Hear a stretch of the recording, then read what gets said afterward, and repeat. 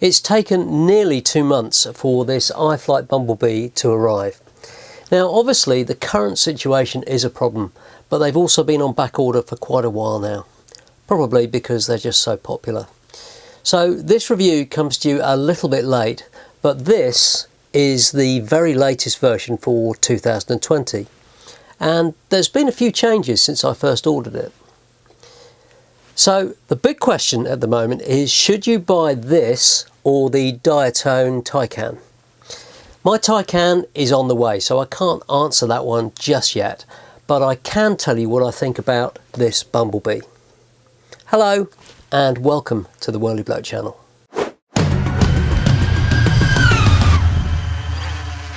It's been a while since I built my first Shen drone squirt, and I've flown and reviewed quite a few Cinewhoops since then. And the quality and performance of 3-inch Cinewhoops has definitely improved, although I think their duct designs are a bit questionable, but that's for another day. Certainly all the iFlight quads that I've reviewed have had a fantastic build quality, and this BumbleBee is no exception. As soon as you hold it, it feels well built, solid and just nicely screwed together. And this follows the trend of not using PLA or TPU ducts. These are injection molded ducts with this protective foam around the outside, sort of like bumpers. And this makes for a really strong and stiff frame, and these ducts aren't going to break anytime soon. That's one of the problems with the other very popular offering from iFlight, the MegaBee V2. It's one of my favourite ready-to-fly Cinewhoops. The PLA ducts on that break really easily, but I'm not totally convinced by the duct design on this. For ducts to work, they need to be effective. They need more of a curve at the top to generate that extra thrust using the Bernoulli effect. And these ducts are designed more as a bumper to protect anything you may fly into, people, whatever it is. Although the fit of the props in here is actually really good, and there's only a very tiny gap, so there will be some extra thrust generated. There's quite a few different versions of this now, and I ordered one of their cheaper ones with the Caddx Ratel FPV camera and an XM Plus receiver. For more money you can get this with a DJI air unit and the TBS Crossfire if you want, but I think this version is probably going to be more popular, maybe because it's just about $100 cheaper. And this is revision 1.3, which has got some redesigned ducts that are now 27mm deep and have a revised profile that apparently makes them quieter. And it's using these different props. When I ordered it, this was using what looked like 30-45 tri-blade bullnose props. Up front here we've got a Caddx Ratel with a 2.1mm lens, and this is very solidly mounted. There won't be any jello, the classic CMOS camera problem with sloppy and very soft TPU mounts. And buried down here, the flight stack is the Success E Mini F4 with a 40 amp BL Heli 32 4-in-1 ESC, and this has got a 300mW VTX. And if you've watched my channel before, you'll know I've reviewed this stack and used it on a few builds. It's a fantastic stack, and I've found it to be totally reliable. On the back here we've got the VTX antenna, and this is a right hand polarized iFlight branded stubby, and at the back here on the same TPU mount is the XM Plus receiver. And iFlight have thoughtfully included another mount in the box, and this will fit the TBS Crossfire Immortal antenna.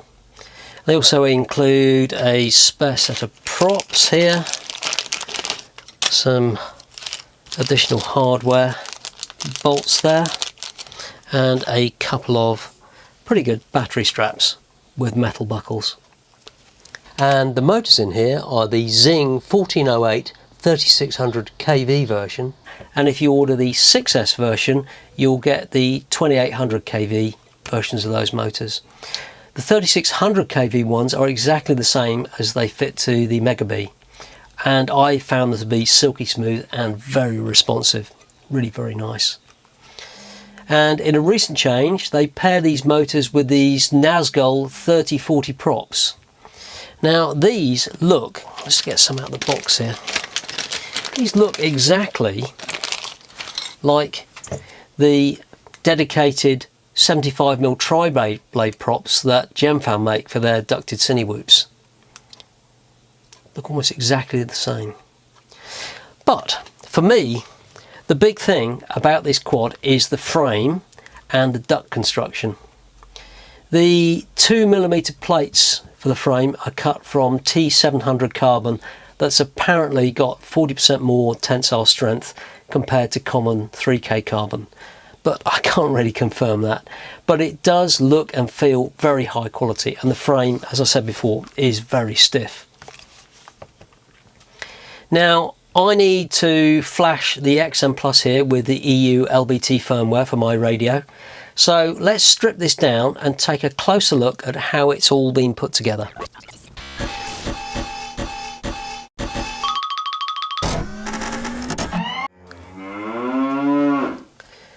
To be honest, that's quite a lot of bolts to get this apart, 14 in all, but hopefully you won't have to take this apart too often or get the top frame off.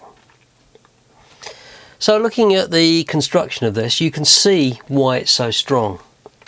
There's a top plate here, which is 2mm carbon, and we've got the silk screening on the top there, and we've got the non-slip battery pad, which is very nice.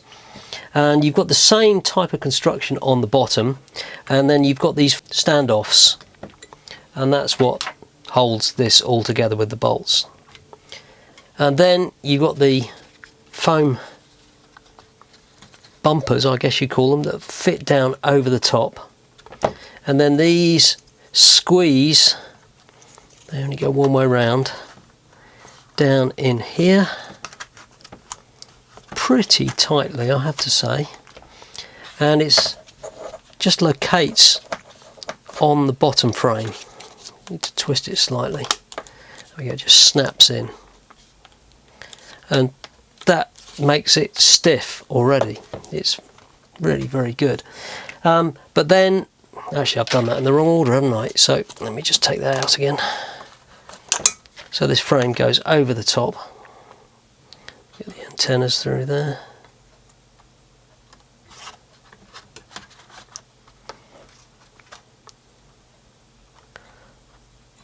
And then this squeezes down over here. I think it's a really interesting construction. It's quite clever. And because everything squeezes and fits in and overlaps nicely in here, it makes it very strong. And then you've got two bolts that screw into the top of those standoffs in there. It's a very nice construction, but it does take a while to get it apart. So let me get this receiver in here flashed and bound and get this back together and do the BetaFlight setup.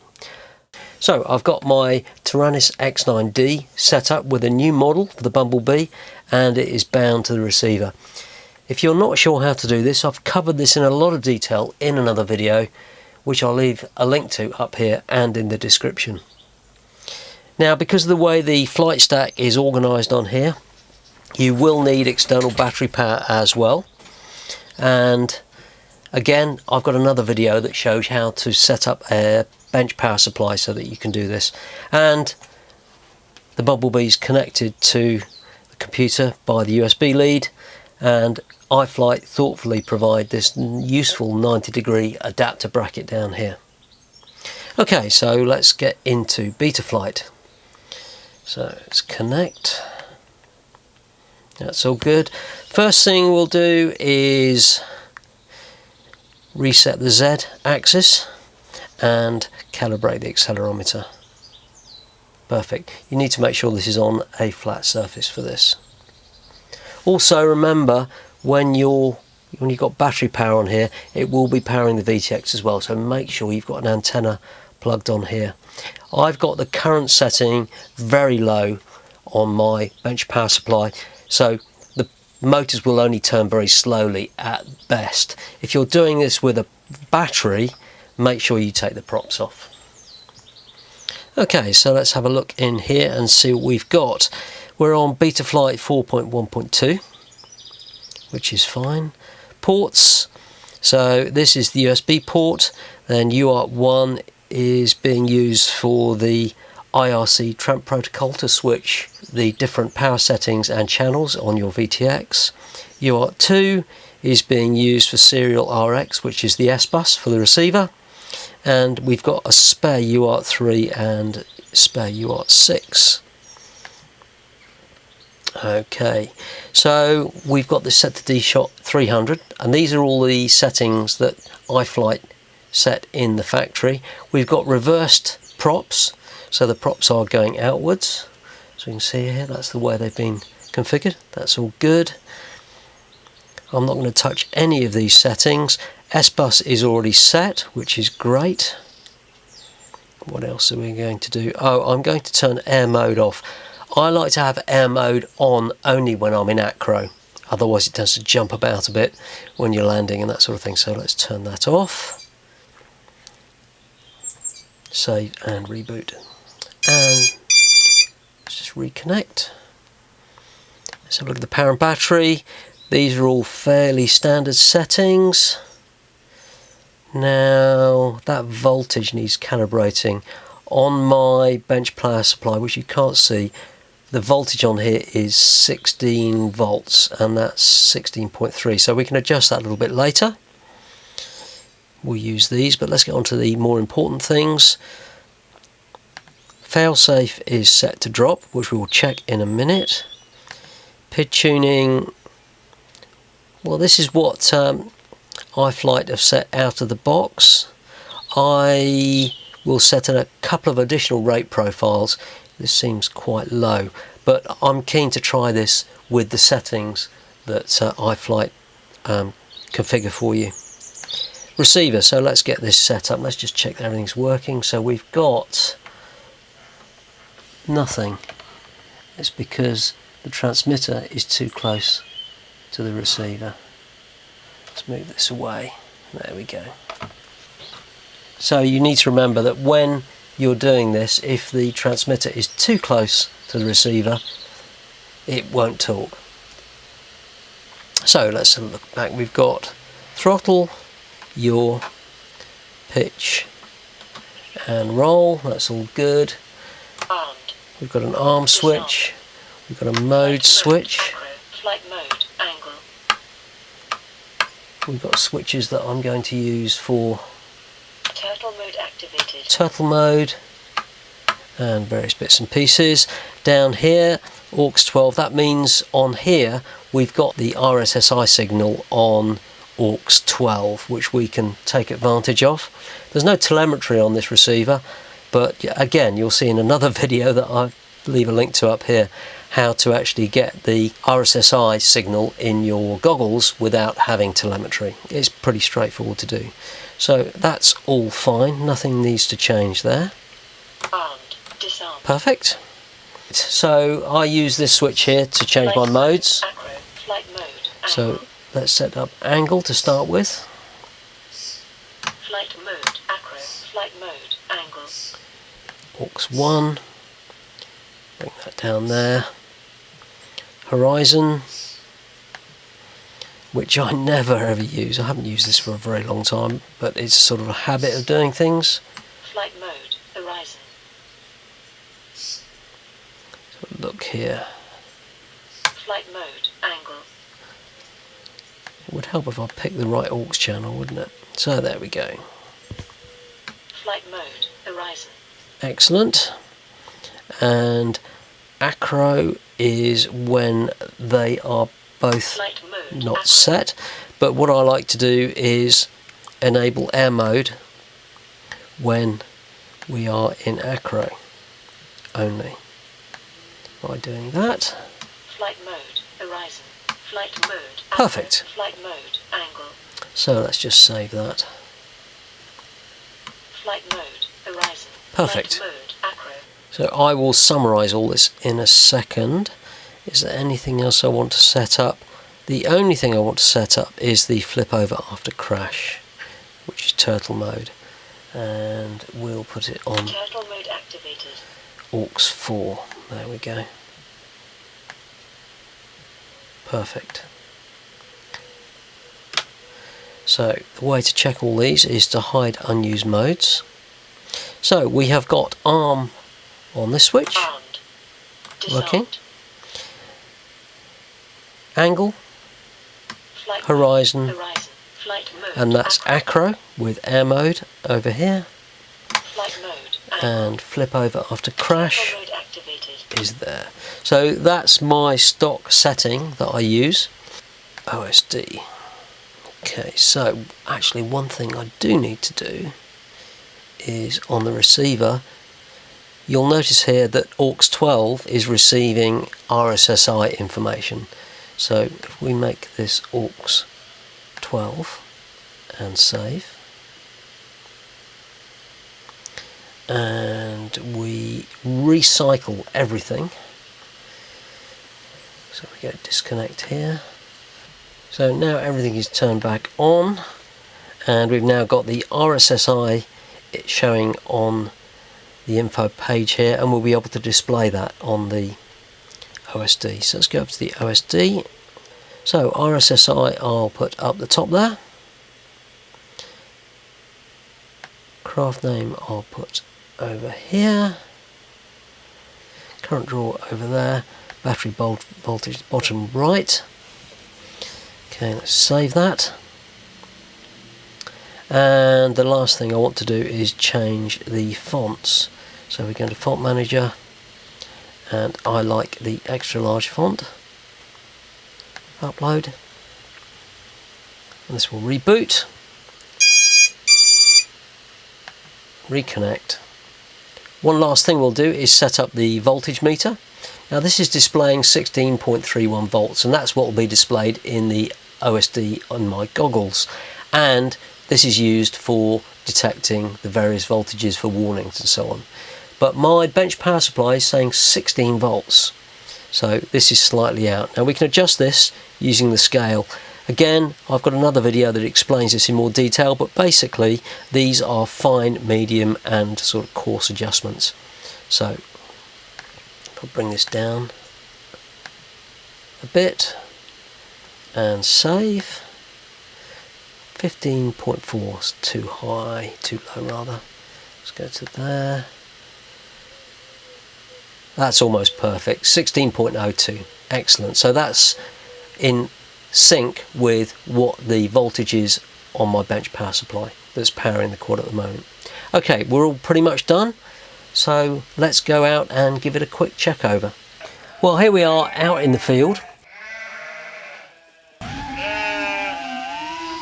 I'm flying this with 1300 mAh 95C lipos, and the all-up weight is 456 grams. With a GoPro 8 added, that's another 120 grams. So it's not light, but it's not massively heavy. And although iFlight say this newer duct design is quieter, this is still really loud. The problem is the props have a sharp, straight cutoff on their tips, and this is what creates the extra noise. And like all Cinewhoops, don't expect this to perform that well doing acro. They're built for cruising around, getting slow flow cinematic HD footage. You can do some light acro, but it will suffer all the usual traits of Cinewhoops. The ducts means it's not as aerodynamic and will get blown around in the wind more. And there's the inevitable yaw washout.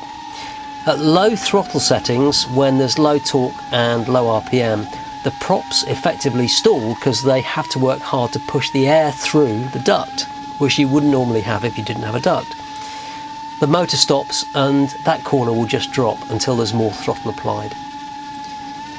Now you do get used to this and you can fly around it by bumping up the idle RPM, but it's not going to get rid of it completely. And I can't mark the BumbleBee down for any of that because I think it's difficult, if not impossible, to get rid of with ducted Cinewhoops. And generally this does fly pretty well on the PIDs that iFlight have set. I've given the rates a small tweak to suit my flying, but this flight is using the standard factory settings.